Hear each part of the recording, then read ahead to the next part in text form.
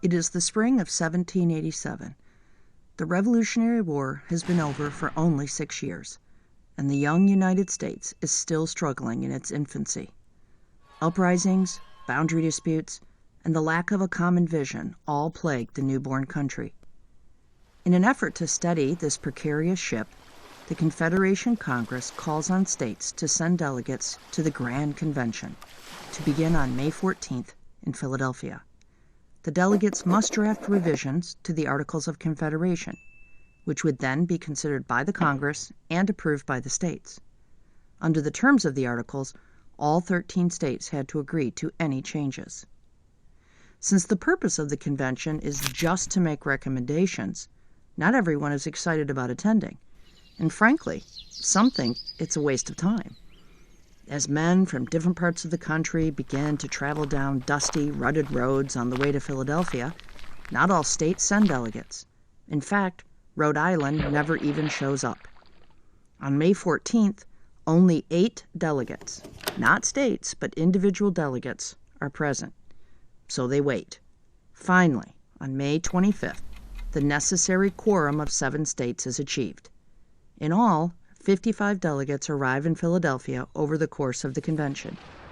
They are all white males, property owners, and the average age is about 44. Some are slaveholders, some had signed the Declaration of Independence, and almost all are well educated. Picture the delegates, James Madison and George Washington among them, sitting in Independence Hall in hot, humid Philadelphia. They're all wearing the dress of the day, frock coats, high collars, and thick pants. They vote to keep their discussions secret to encourage honest debate. But that means the windows are closed, and there is no air conditioning in 1787, not even an electric fan. And they'll sit in that sweltering heat in those heavy clothes for 3 months. Shockingly, they all keep their vow of secrecy. That could never happen today, not even for an hour-long meeting. Someone would share, James Madison thinks he's so smart, keyword, articles are dead, via social media, and the whole thing would be a disaster. But in 1787, there are no leaks, not even a drip that hints at what they are doing.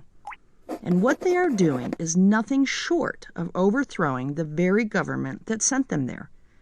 Within a few days, with only a 7-state quorum, and only 6 of those states agreeing, a handful of men change the course of history.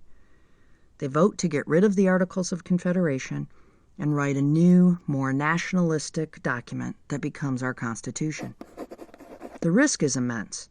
Everyone on the outside assumes they were working on recommended revisions to the Articles. It's an incredible gamble, and even when the convention presents the signed Constitution on September 17th, not all delegates endorse it. The country will argue and debate for 2 more years before the document is adopted by the required 9 out of 13 states. But instead of punishing them for their deception, today we celebrate the wisdom and vision of those men in Philadelphia.